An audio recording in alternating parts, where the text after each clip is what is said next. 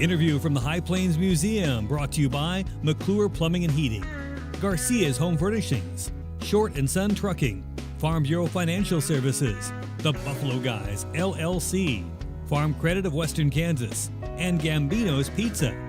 Hello everybody, welcome to the High Plains Museum here in Goodland, Kansas. And today we're talking about the current exhibit called Bison that is available here now at the High Plains Museum, and inviting everybody to come by and take a look at a fantastic museum display that's here for a limited time. And we've got Ken Clem from the Buffalo Guys and Sammy Philbrick, who's the director here at High Plains Museum, to visit a little bit about this wonderful exhibit. Sammy, how long is the Bison exhibit going to be here? It will be here until March 18th. March 18th, so there's still plenty of time to get in and take a look at this really extensive display. And tell us a little bit about who designed this display and kind of who are the facilitators of it. Well, it came from the National Buffalo Foundation, and it's toured through the National Buffalo Museum, and then the Kaufman Museum out of Newton helped bring the exhibit here. So here we are. Ken Clem from the Buffalo Guys is actually one of the sponsors or donors that helped make this display possible here at the High Plains Museum. And Ken, we thank you for that. And you've also been participating. A few weeks ago, there was a special Saturday event that the museum held, and you brought a real live buffalo by that day. I did. I brought several live buffalo. They all stayed in the trailer, though. Yes. Tell us, you obviously are the buffalo expert here in the High Plains, Northwest Kansas area at least. And tell us a little bit about this display. I'm sure you've gone through and looked at it. What is it about? Obviously, the buffalo on the High Plains, right? Yes, the display is based off of the bison exhibit at the Charlie Russell Museum in Great Falls, Montana, which is probably the best buffalo museum ever. And this tells the story of the buffalo from the beginning all the way to current times. And the buffalo are tied up so much with the history of the High Plains that you can't tell one story or the other without them intermingling.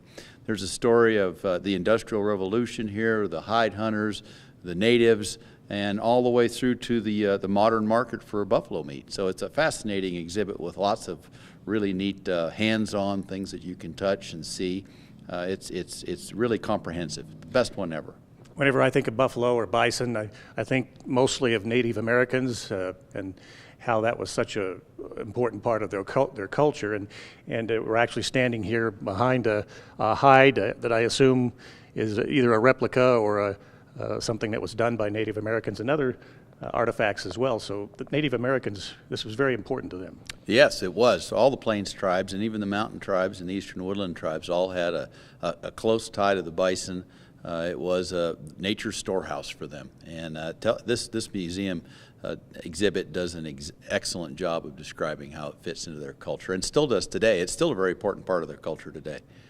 It also tells the story, and there's some places here in the display that talks about how the bison were killed and depleted by those who came to settle or travel through this area, the hunters, and then, as you said, to this day, to modern buffalo marketing, and you're involved in that as well. So does that continue to be a growing thing?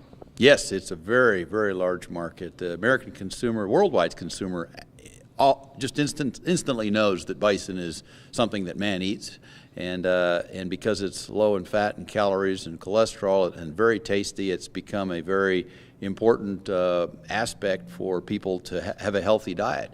So there's a huge market for it, and buffalo numbers were down to maybe 500 or 600 head at one time, and now because people like to eat them, ranchers are raising them, and tribes, and we're at about 500,000 animals. We have a long way to go, but because the consumers delight in the product, we're able to increase our herd sizes.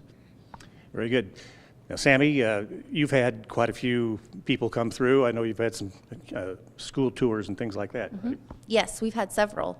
The first graders and the second graders, and they all really seem to enjoy it. Is there still time for some of the area schools, if they see this, to get together and organize and come in and take a tour? Definitely, we'd love to have them. What are the hours here at the museum during a normal week?